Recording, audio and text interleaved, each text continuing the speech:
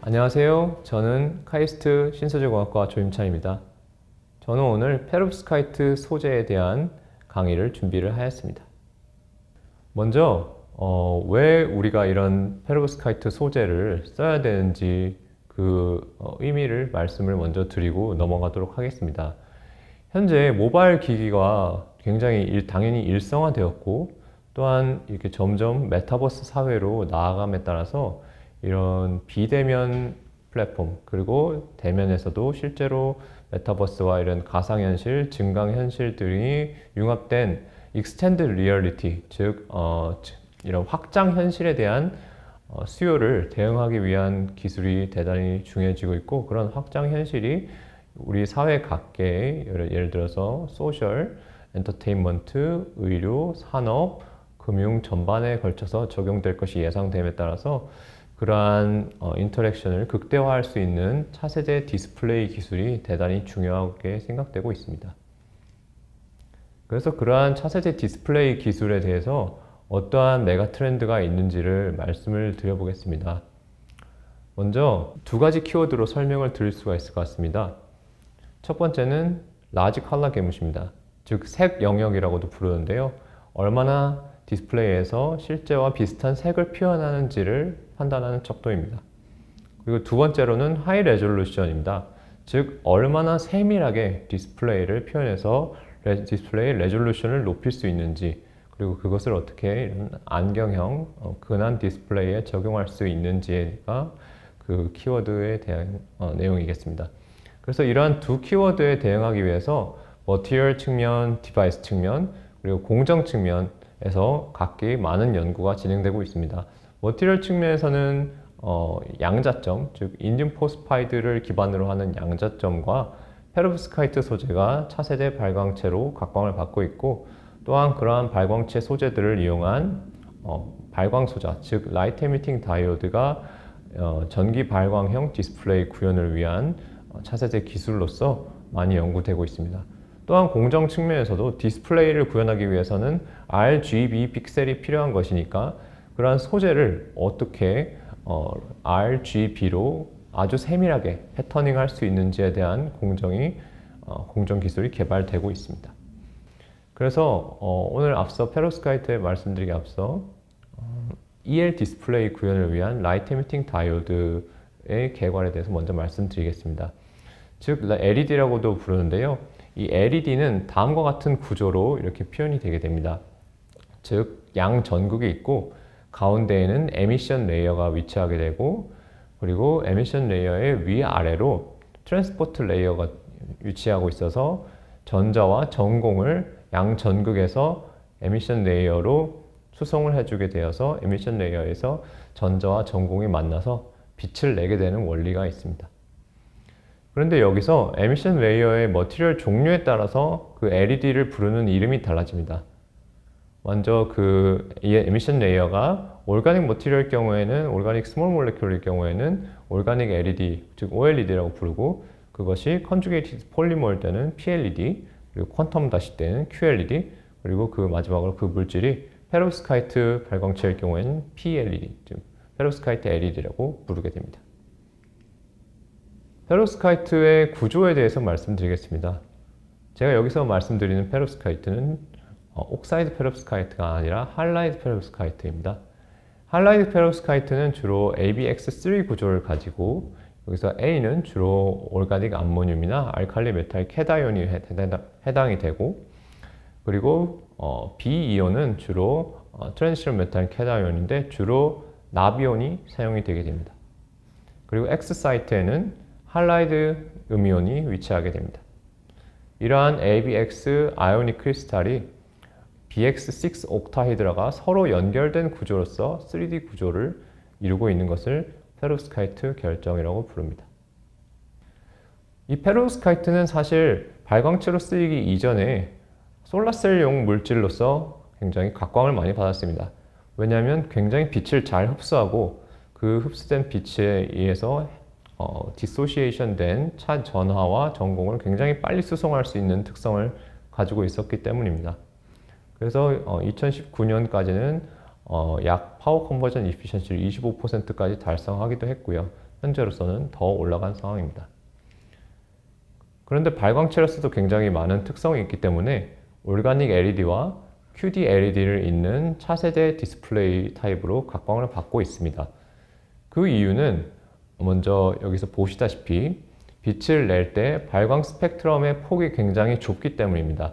즉 올가닉 LED에서는 발광 스펙트럼을 보실 때 Full Width at Half Maximum, 즉 반치폭이 약 50나노 이상인 것을 확인하실 수가 있는데, 이것이 QD LED로 가면은 퀀텀 자세 소재이므로 약 Full Width at Half Maximum이 20에서 30나노미터 수준으로 줄어들고, 이거 물론 인듐 포스파이드일 때는 한 35나노미터 정도 수준으로 더 늘어나게 되지만 카드뮴 셀레나이드 계열을 적용했을 때는 이 정도로 구현이 됩니다. 또 페로브스카이트로 넘어가게 되면은 이러한 QD보다도 더욱더 좁은 FWHM을 구현할 수 있기 때문에 굉장히 차세대 디스플레이로 각광을 받고 있는 것입니다.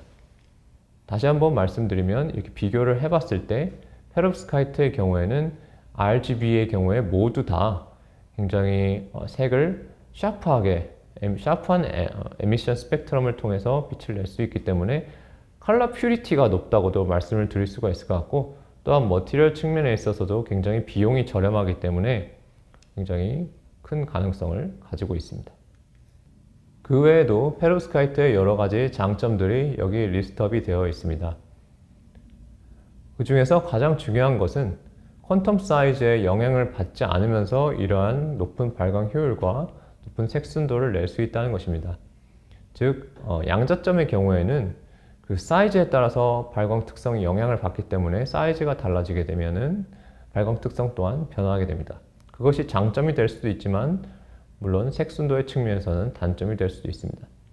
하지만 페로브스카이트 발광체는 물론 퀀텀 사이즈 영역에서는 그러한 똑같이 퀀텀 사이즈 이펙트에 의한 영향을 받지만 퀀텀 사이즈 이펙트가 발휘되지 않는 그러한 영역, 조금 더 큰 사이즈 영역에서도 이러한 우수한 발광 특성을 가질 수 있다는 게 장점이고, 그렇게 더 사이즈가 커지게 되면은 나노 결정을 합성하기에 더 용이하다는 장점이 있기 때문에 우수하다고 할 수 있습니다.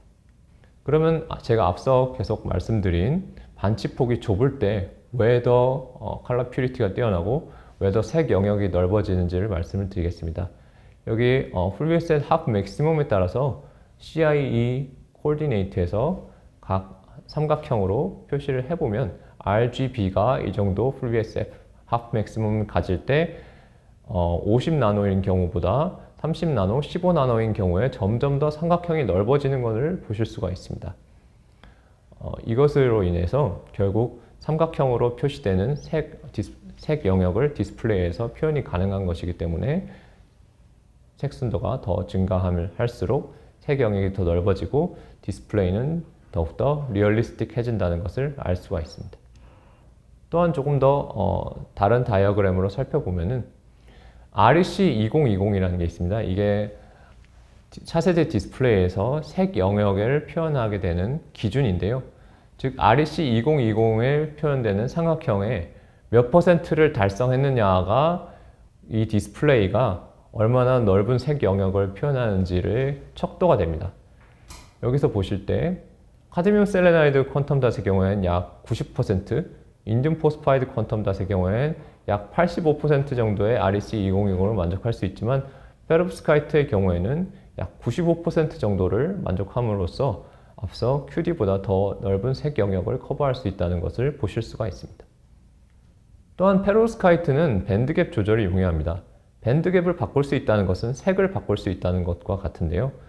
또 밴드갭 조절 방식이 사이즈를 통해 컨트롤하는 것이 아니라 아까 말씀드린 ABX3 구조에서 X, 즉 할라이드 이온을 기계적으로 치환함으로써 조성 변화를 통해서 이러한 색을 조절한다는 점에서 굉장히 색 조절이 쉽다고 말씀드릴 수 있겠습니다.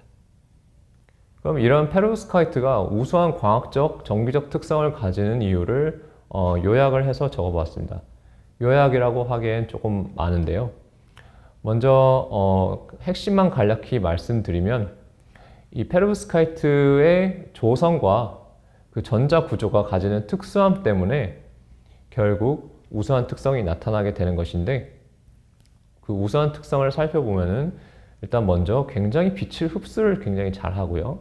그리고 이펙티브 매스가 굉장히 작은데 전자와 전공에 대해서 굉장히 밸런스를 갖추고 있기 때문에 또 전자와 전공이 잘 만나기가 쉬워져서 더 빛이 잘 나게 됩니다. 또한 엑스턴 바인딩 에너지가 상당히 작은 물질이고요. 또한 그에 따라서 포토 제네레이티드 차지 캐리어 라이프 타임이 상당히 긴 물질입니다. 또한 디펙트 톨러런스가 굉장히 우수한 물질입니다. 이 얘기는 딥 트랩이 많이 없어서 광학적 특성이 우수할 수 있다는 이야기입니다. 조금 더 뒤에서 자세히 설명드리겠습니다. 앞서 말씀드린 특성들은 사실은 발광체에 있어서는 좋을 수도 있지만 나쁠 수도 있는 특성들입니다. 예를 들어서 높은 흡광도나 아니면 이펙티브 매스가 작고 밸런스 됐다는 것은 라이트 에미터로서는 굉장히 좋은 점이지만, 엑스턴 바인딩 에너지가 작거나 아니면 포토제닉 차지 캐리어 라이프 타임이 길다는 것은 솔라셀로서는 좋을 수 있겠지만 발광체로서는 좋지 못할 수가 있습니다. 한편 디펙트 톨러런스가 우수하다는 것은 딥트랩에 의한 논 레디에이티브 리콤비네이션이 없다는 것을 의미하므로 굉장히 발광체 특성에 도움이 되는 특성이고, 또한 얼바 에너지가 굉장히 작다는 것도 디스오더의 정도가 낮다는 것이므로 굉장히 도움이 되는 특성입니다. 이러한 특성으로 인해서 발광 효율, 즉 포토루미네센스 퀀텀 일드가 굉장히 높은 물질이고, 에미션 스펙트럼이 굉장히 내로우해지며 REC 2020에 맞는 밴드갭 튜닝이 가능해진다는 장점이 있습니다. 이펙티브 캐리어 매스는 실질적으로 여기 리스트업이 되어 있는 것 같이 굉장히 작고, 그리고 전자와 전공의 경우가 거의 비슷합니다. 이것이 어떤 것을 의미하냐면, 여기 엑스턴 바인딩 에너지를 구하는 식에서 보실 때 위에는 리듀스드 매스로 환산이 되는 이펙티브 매스 텀이 들어가고요. 아래쪽에는 다이엘렉트릭 컨스턴트 텀이 들어갑니다. 그런데 페롭스카이트의 경우에는 다이엘렉트릭 컨스턴트 텀은 굉장히 큰데 이 리듀스드 매스 텀은 작기 때문에 실질적으로 엑스턴 바인딩 에너지가 굉장히 작은 물질이라고 할 수 있겠고요.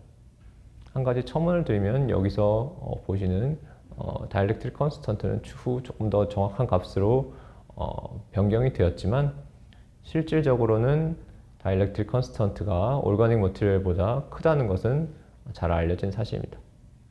디펙트 톨러런스에 대해서 좀 더 쉽게 설명을 드리겠습니다. 디펙트 톨러런스라고 하면은 얼마나 디펙트를 잘 품고 있을 수 있는지에 대한 능력인데요. 즉, 결정이 퍼펙트하지 않아서 결정 내부나 그레인 바운더리에 디펙트, 즉 결함이 생기게 되면 발광 특성이 굉장히 떨어지게 됩니다. 그런데 페로스카이트에서 생기는 디펙트 특성들은 딥트랩, 즉 에너지 밴드 갭 중간에 위치한 것이 아니라 밸런스 밴드 맥시멈이나 컨덕션 밴드 미니멈 주변에 위치를 하는 쉘로우 트랩들이 대부분이기 때문에 그것이 실질적으로 발광 특성에 영향을 잘 주지 않습니다. 그래서 이렇게 말씀드린 페롭스카이트 소재에 대한 어떤 연구 동향이 있었는지를 말씀드리면, 먼저 2014년 전에는 페롭스카이트 발광체 소재가 연구된 적은 있었지만 실질적으로 거의 미비하다시피 했습니다. 왜냐하면 페롭스카이트 소재로 LED를 만들었을 때 상온에서 밝게 빛이 나지를 않았고, 극저온에서만 빛이 조금 나는 페롭스카이트 LED만을 만들 수 있었기 때문에 실질적으로 거의 의미가 없었습니다.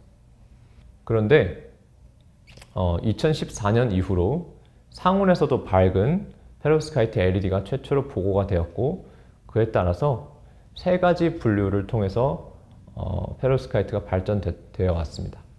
먼저 첫 번째로 3D 페롭스카이트, 즉 벌크 폴리크리스탈린 필름이라고도 부를 수 있는 다결정 페롭스카이트 방막에 대한 것입니다. 두 번째로는 안정성을 더 증가시키기 위한 쿼사이 2D 페롭스카이트 전략이 있을 수 있습니다. 세 번째로는 이 페롭스카이트 물질을 콜로이달하게 용매에 디스퍼전해서 나노파티클 형태로 먼저 만들어 둔 다음에 스핀 코팅을 통해서 방막을 형성하는 그런 전략이 있을 수 있겠습니다. 먼저 첫 번째로 3D 벌크 폴리크리스탈린 필름에 대한 전략을 간략히 말씀드리겠습니다. 지금 페로브스카이트 전구체 용액을 스핀 코팅하는 과정을 왼쪽 그림에서 보시면 시간이 지남에 따라서 점점 더 색을 띠게 되는데요.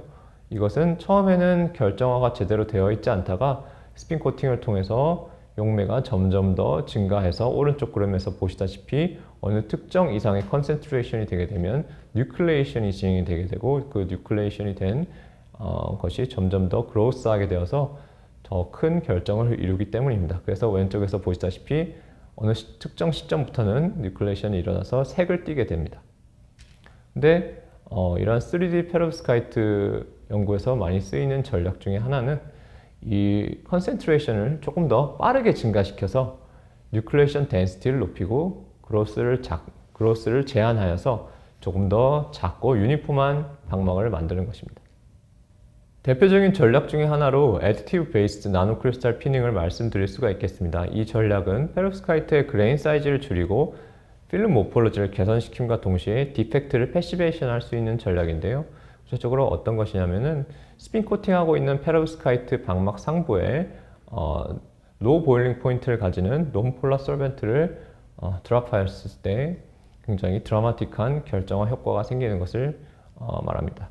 그래서 이러한 로우 보일링 포인트 논폴라 솔벤트를 통해서 뉴클레이션 레이트를 높일 수가 있고 TPBI와 같은 유기 반도체 크리스탈 그로스 이니비터를 이러한 솔벤트에 더 넣음으로써 더 그레인 사이즈를 더 줄이고 디펙트를 패시베이션하는 효과를 가져올 수가 있습니다. 그래서 실질적으로 이러한 나노 크리스탈 피닝 전략을 적용하였을 때 마이크로 스케일로 흩어져 있는 이러한 그레인이 나노 스케일, 즉 약 평균 100나노미터 스케일을 가지는 그러한 여러 굉장히 유니폼한 방막으로 잘 형성이 되는 것을 볼 수가 있습니다. 그리고 또 하나 전략 중에 하나는 이렇게 형성되는 페로브스카이트의 방막의 발광 효율을 어떻게 끌어올릴 수 있냐는 것인데요. 가장 간단하게 해볼 수 있는 방법으로는 이런 페로브스카이트의 스토이키오메트리를 조절함으로써 방막을 굉장히 밝게 만들 수 있다는 것이 보고가 되었었습니다. 그런데 이런 페로브스카이트 소재의 문제점 중 하나는 스테빌리티가 좋지 않다는 것입니다. 여기서 보시다시피 소재 자체의 인스테빌리티와 소자에서의 인스테빌리티 측면으로 나눠서 생각을 해볼 수가 있습니다. 먼저 소재적으로는 구조적으로 페로브스카이트가 원하는 톨러런스 팩터나 옥타이드럴 팩터를 갖추지 않았을 때는 구조적인 상분리나 상변이가 일어나서 구조가 붕괴되게 됩니다. 또한 앰비언트 컨디션이나 빛을 주었을 때도 굉장히 결정이 언스테이블해진다는 단점이 있고 또한 유무기 하이브리드 페로브스카이트 같은 경우에는 열에 약하다는 단점이 있으며 콜로이달 나노 파티클로 형성을 했을 때는 시간이 지남에 따라서 콜로이달 나노 파티클들이 서로 뭉쳐서 어그리게이션이 되어서 발광 특성이 좋아질 수 있다는 단점이 있습니다. 이러한 인스테빌리티를 극복하기 위한 여러 가지 전략들이 있습니다.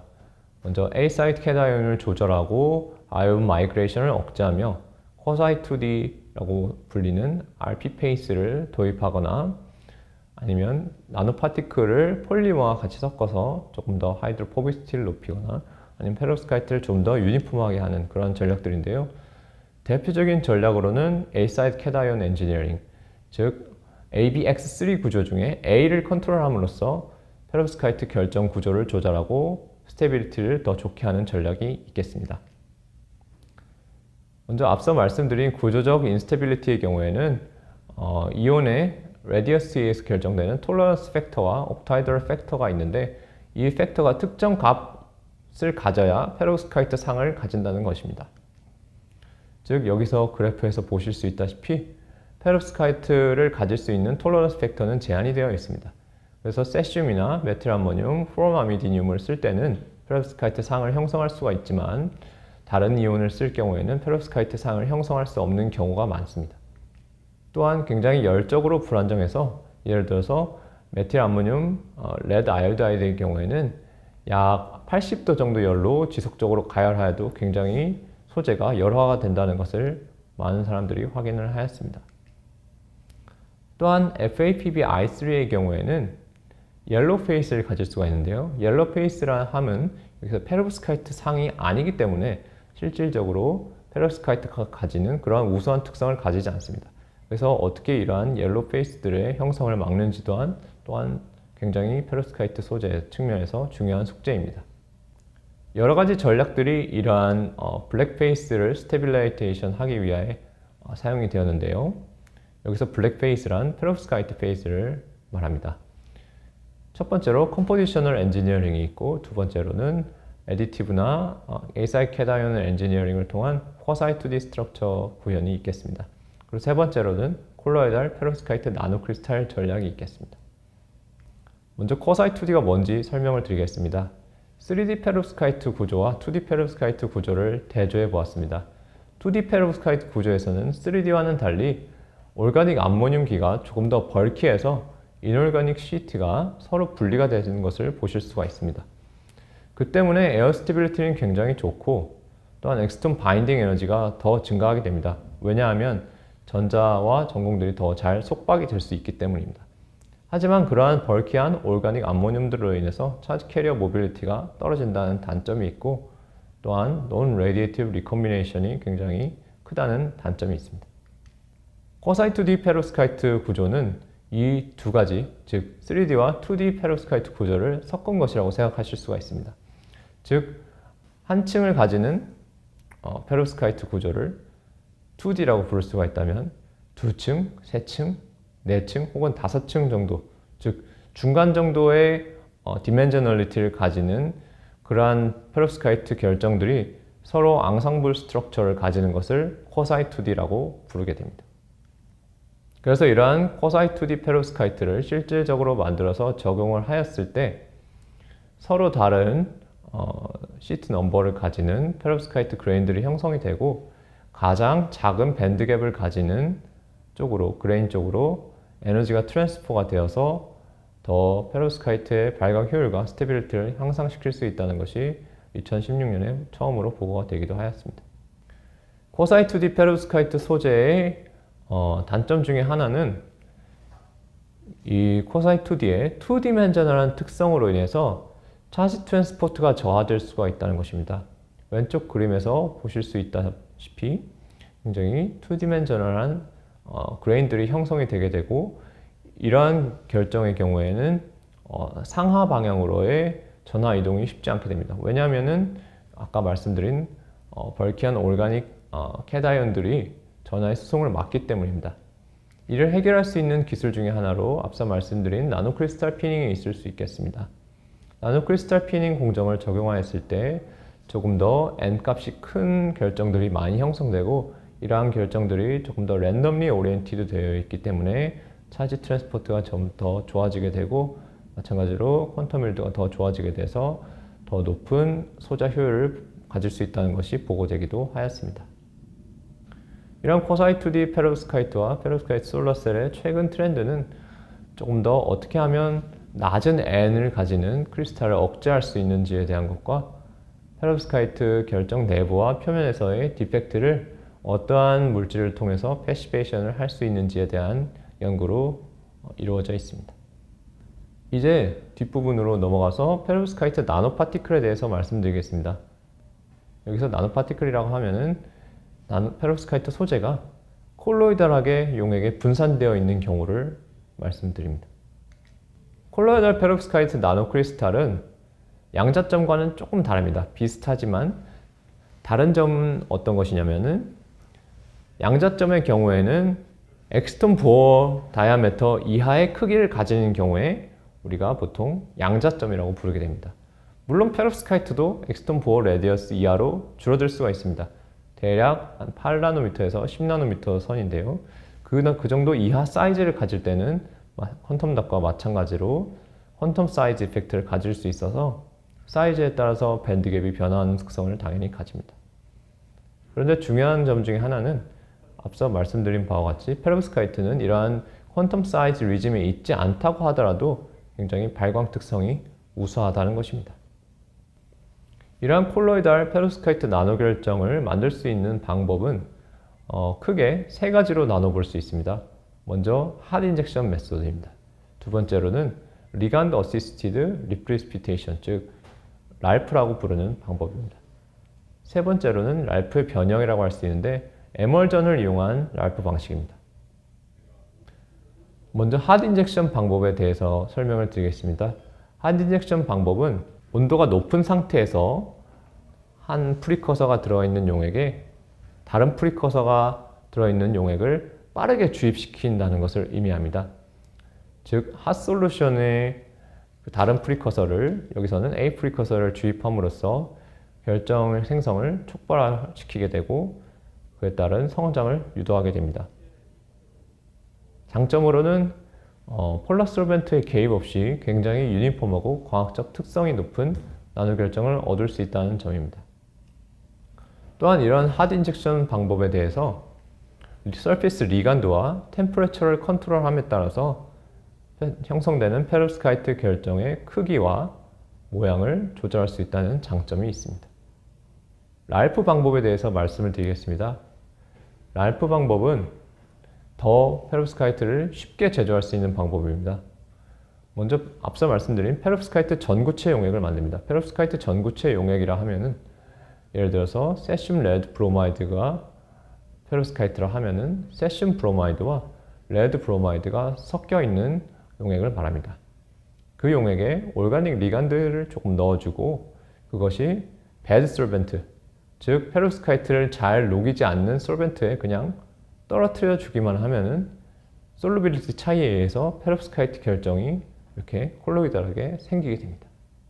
앞서 말씀드린 바와 같이 이 리간드, 여기서는 핵실아민과 올레익 애시드가 사용이 되었는데요.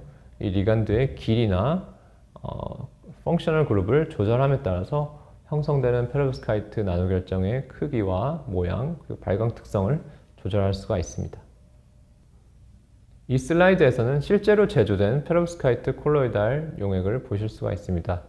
A의 경우에는 올레익 애시드와 옥티라민 리간드를 사용해서 페rovskite 나노 결정이 굉장히 잘 형성된 경우입니다. 굉장히 밝은 형광 그린을 보실 수가 있고요. 여기서 BC는 앞서 언급된 리간드의 하나 또는 리간드 모두를 사용하지 않은 경우입니다. 그 경우에 하나만 사용하지 않는 경우에는 상당히 딤한 페rovskite 용액이 형성됨을 보실 수가 있고, C의 경우에는 거의 석출된 페rovskite 용액을 보실 수가 있습니다. 앞서 말씀드린 바와 같이 리간드를 어떻게 조절하냐에 따라서 페rovskite 나노 결정의 사이즈 역시 컨트롤할 수가 있습니다. 이 논문에서는 페rovskite에 사용되는 올레익 애시드의 컨센트레이션을 조절함에 따라서 페rovskite 나노 결정의 크기를 조절하였습니다. 그 결과 다양한 페rovskite 나노 결정에서 사이즈에 따라서 그 발광 특성이 어떻게 되는지를 분석을 해볼 수가 있었는데요. 앞서 말씀드린 퀀텀 사이즈 이펙트 영역에서는 페rovskite의 발광 파장이 점점 더 블루 시프트함을 보실 수가 있습니다. 이는 퀀텀 사이즈 이펙트의 영향을 받기 때문입니다. 즉 사이즈가 작아짐에 따라서 점점 더 블루 영역으로 이동하게 됩니다. 그런데 이런 퀀텀 사이즈 이펙트의 영향을 받지 않는 지역에서는 결정의 사이즈가 예를 들어서 11나노에서 27, 27에서 35로 점점 더 커진다고 하더라도 그 발광 파장의 차이가 크지 않습니다. 또한 발광 효율 또한 이게 여기서 어떻게 변하는지 이 논문에서 보였는데요. 페rovskite가 약 10나노, 11나노 정도를 가지는 경우에 퀀텀 사이즈 이펙트의 영향을 받지 않으면서 전자와 전공이 잘 속박이 되어서 결과적으로 가장 높은 퓨어 퀀텀 일들을 낼 수가 있다는 것을 보고를 하였습니다. 세 번째로는 에멀전 랄프 메소드가 있겠습니다.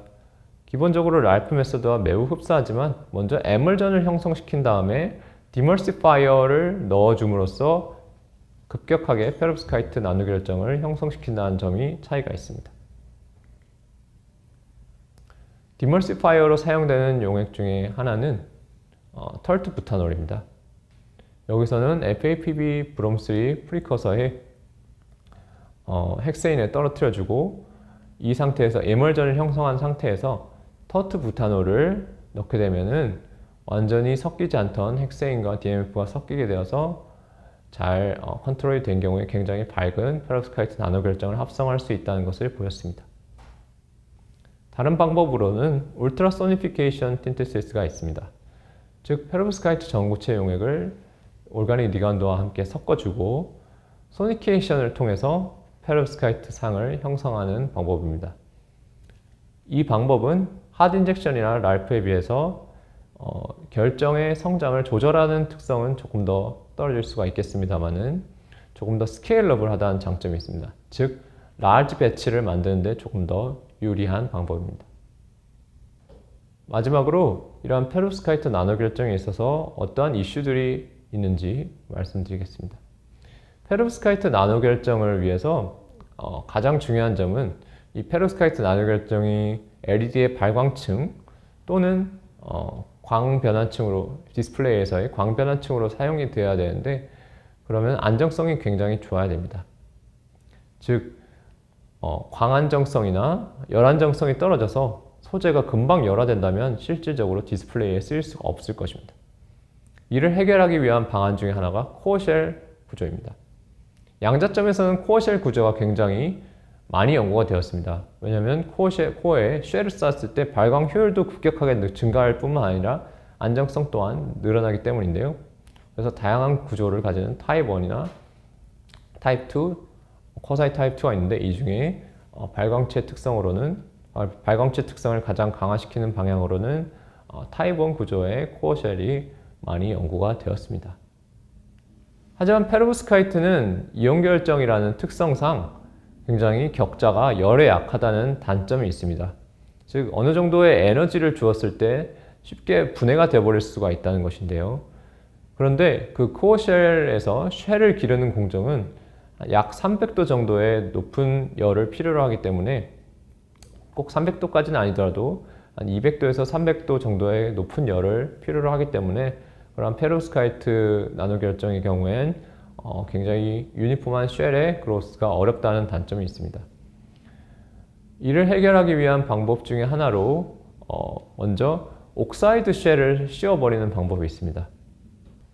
이 경우에는 페로브스카이트에 TiO2 쉘을 쌓기 위해서 타이타늄 프리커서를 넣어서 하이드롤라이시스를 통해서 페로브스카이트와 TiO2 컴포짓을 먼저 형성하였고 고온 열 처리를 통해서 페로브스카이트와 TiO2 나노크리스탈의 코어쉘 구조를 잘 형성을 하였습니다.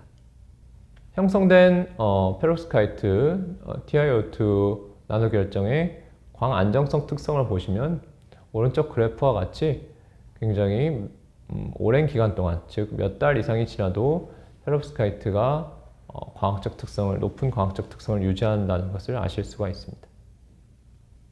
페로브스카이트 코어쉘을 형성하기 위한 또 다른 전략 중에 하나는 징크 설파이드 쉘을 형성하는 것입니다.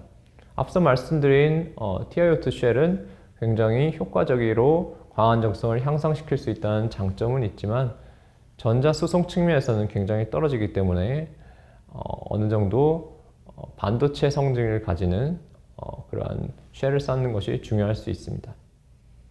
여기서는 메탈 칼코제나이드 중에 하나인 징크 설파이드를 이용해서 쉘을 쌓았습니다. 징크 설파이드 쉘을 약 120도 정도에서 상대적으로 낮은 온도에서 쌓게 되었는데요. 그랬기 때문에 징크 설파이드가 굉장히 크리스탈린하게 형성되지는 않았지만 굉장히 유니폼하게 쌓인 것을 여기 TEM에서 보실 수가 있고 그 결과 광 안정성 특성이 또한 향상되는 것을 논문에서 보고를 하였습니다. 이상으로 강의를 모두 마치겠습니다. 경청해 주셔서 대단히 감사합니다.